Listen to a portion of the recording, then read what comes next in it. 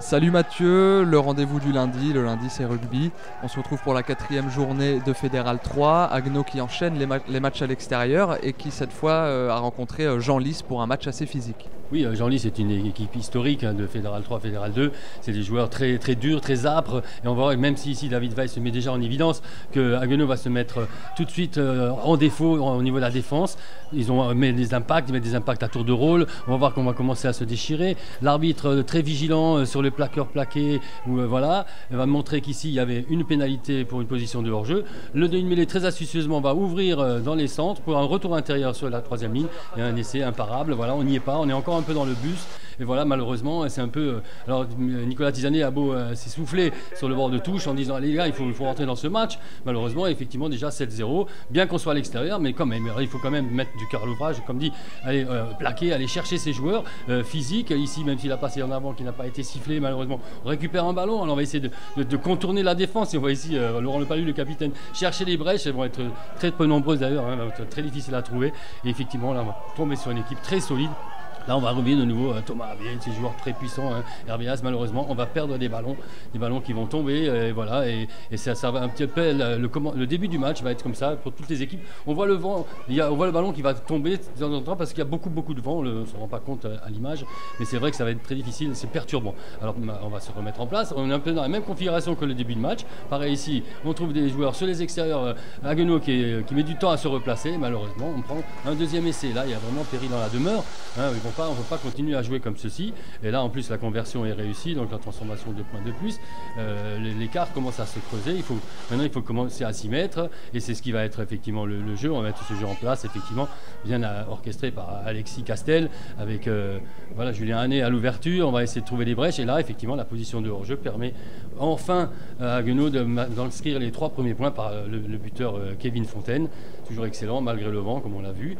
Donc voilà, enfin, ça remet un petit peu les esprits en place. Et on va pouvoir ouvrir. Là, on va chercher du jeu au large, grand coup de pied. Vous voyez que ça, le ballon est vraiment porté, levé par le vent. Il va arriver presque jusque dans l'embut. Heureusement qu'il n'y va pas, sinon c'était un renvoi 22. Donc là, on va pouvoir organiser une pression défensive. Mais ils ont aussi des cannes. Alors, il faut courir après. Le ballon va tomber, c'est une chance, c'est une aubaine pour nous. Martin Obenzac a le ballon dans les mains, il retrouve à l'intérieur Castel. Castel malheureusement est bousculé en touche. On pensait à un essai qui était presque tout fait, puisque la défense était en reculant. Et là malheureusement on ne va pas pouvoir marquer. Donc là-dessus, de nouveau de l'impact du physique. Et voilà, et de nouveau on se regarde, on oublie de baisser les épaules. Le plaquage c'est l'épaule au short. On le dit toute la semaine et depuis le début de la saison. Malheureusement on regarde trop ces joueurs, on est un peu trop debout. Et malheureusement ils nous passent dans les intervalles. Ici, voilà, Julien Hannet, numéro 10, qui va du provoquer maintenant la ligne. On va Martin Obenzac là qui se rachète avec une course et retrouve intérieur. Là ça commence à jouer au ballon parce qu'il fallait jouer contre eux, fallait jouer aux extérieurs, déchirer la défense et tout ça.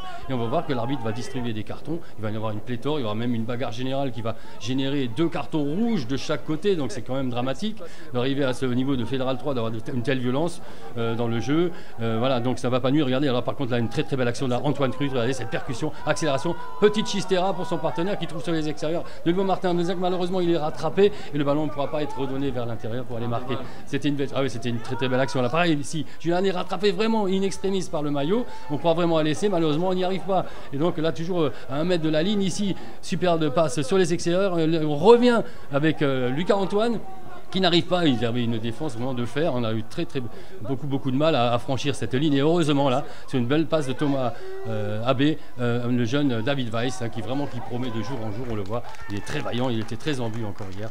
Il marque un superbe essai qui était enfin mérité, puisqu'on avait pris conscience qu'on était vraiment, entre guillemets, à la ramasse en début de match. Alors là, jusqu'ici, et là, la violence, là, le numéro 4 en face, qui va nous assommer, comme on le voit, le coup ici, va nous assommer carrément. C'est un geste vraiment interdit.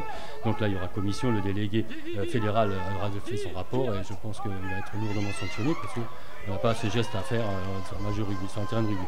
Voilà, donc alors, le jeu va quand même se développer. On va voir que là, ils nous mettent en danger. Et de nouveau, une belle lecture du jeu de Julien Hannet qui va pouvoir décaler Martin Obenzac sur les extérieurs. Malheureusement, il est court en canne, n'arrivera pas. Il va taper un coup de pied à dessus qui est intelligent et judicieux. Et on va voir, alors là, c'est le gag. C'est un essai gag, mais ça fait plaisir. Hop, et voilà, la petite paquerette qui fait trébucher, mais il y a essai quand même. Alors c'est bien, alors il est validé.